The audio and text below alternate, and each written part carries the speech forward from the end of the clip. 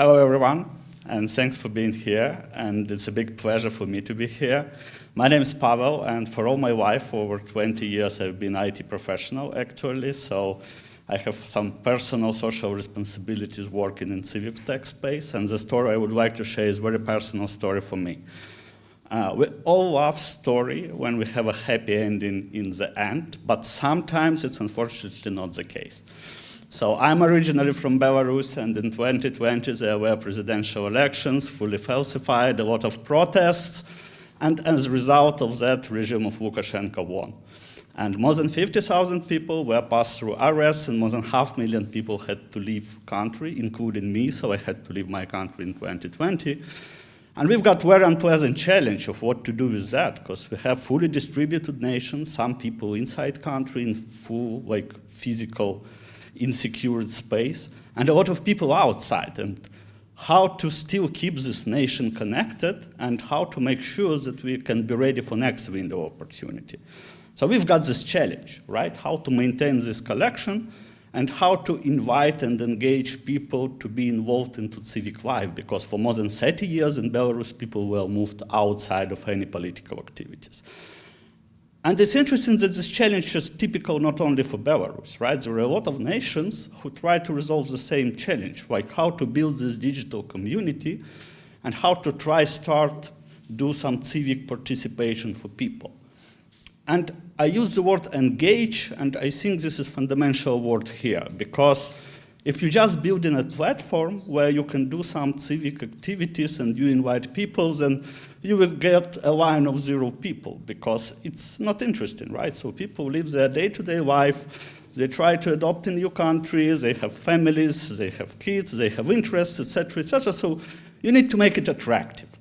You need to make politics and civic participation sexy. You need to make it fun.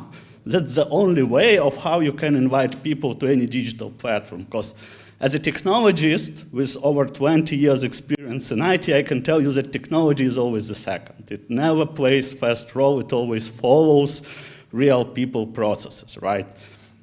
So we decided that we will invent a funnel, right? So we will start with connection. We need to give a handshake to people, we need to invite them, and it should be inviting about something interesting, right?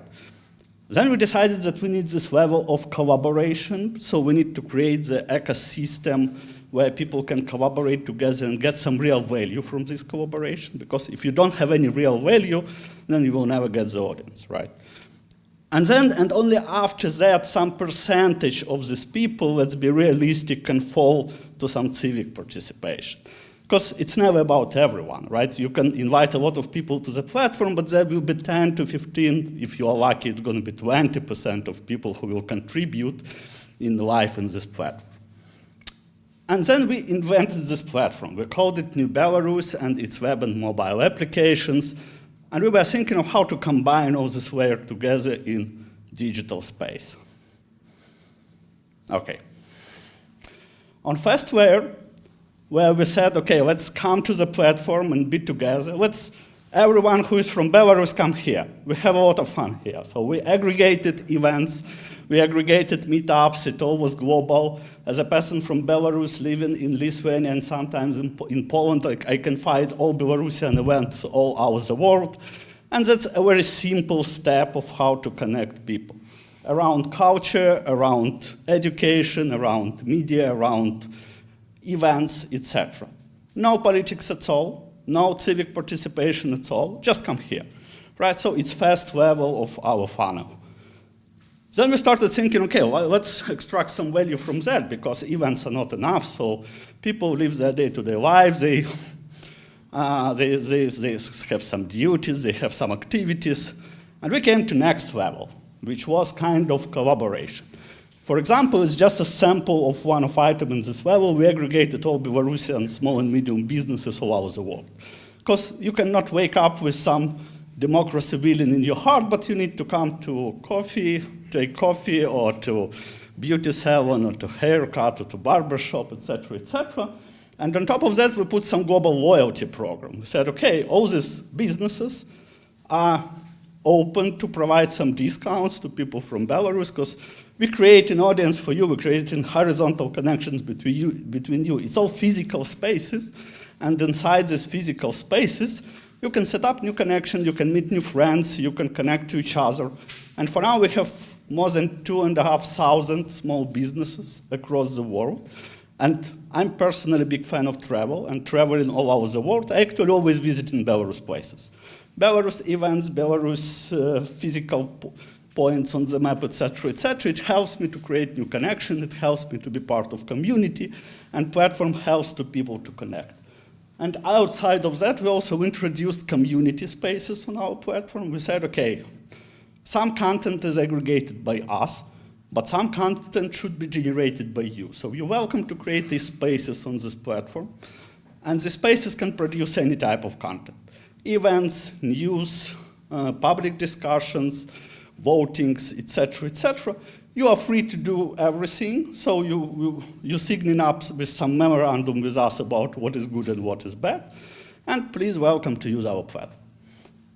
And in the same time, we also started to work on sustainability, because IT platform is expensive product. You always need to understand that IT technologies are expensive because IT engineers never will become cheaper than today. More expensive, yes. Less expensive, no. Very simple rule, right? And you need to think about sustainability, because you will never find like so many donors or organizations who can fund them. So we started to build 3 levels of sustainability. We started with crowdfunding, and actually, as part of our platform, we introduced crowdfunding platform inside, where people were able to support small projects of another people. And then part of this audience started to follow this funnel further. So they came to the platform, right? Imagine 100,000 people came to the platform. Because it's fun, it's events, it's meetups, something close to you. So you have businesses, you have media, you have culture, etc., etc. And then inside platform, we inviting you to also collaborate in creating of projects together. And we came to civic participation, where people were able to use different approaches, for example, participatory budgeting to create Belarusian projects together.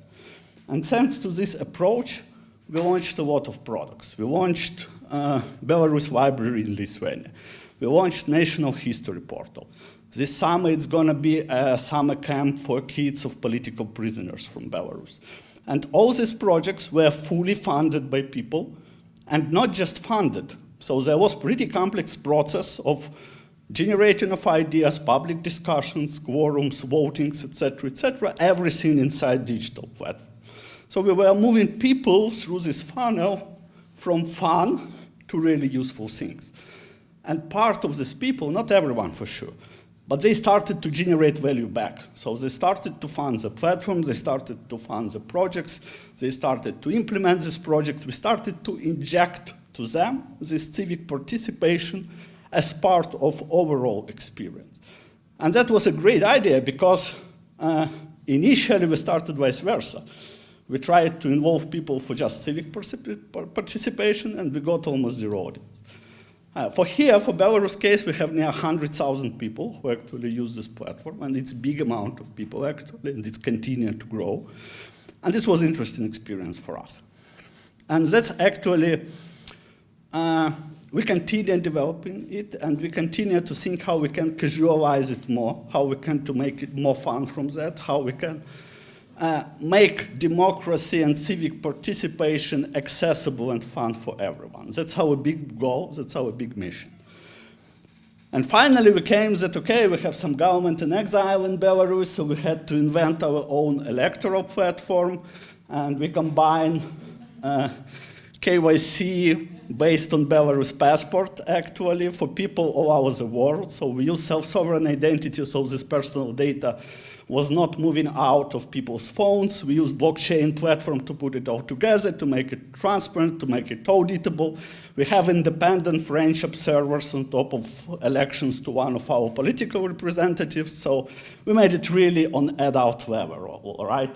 And that's also supporting our platform, so inventing these tools helps us to bring transparency and participation of people through voting, through public discussions, and through electoral events. And then we understood that what we built, like imagine for 5 years, we built very complex digital product, consisting of like 10 to 12 micro projects. And we found that we can use it not only for Belarus, actually, because when war in Ukraine started, we did a separate version, provided it for free to our friends from Ukraine, and they launched a product called I'm Ukrainian. This is product without civic participation part. It's cultural hub for diaspora. And the sense of this product is to unite people who had to leave Ukraine, right? So they still can feel that they are same nation, they can connect to each other, support each other through events, through meetups, through businesses, through cultures, et cetera, right? And that was an interesting experience for us because we understood that our case can be used not only if you have regime in your country, right? This case can be used for diaspora unition. This case can be used for organizing diaspora to contribute back to homeland. This case can be used for creation of global community, like national global community. And we also got interesting experience now. We also got a network of NGOs who now try to use our platform as their own micro-community platform, specifically for them, not like kind of B2C, but B2B approach for here, with some extension to the public.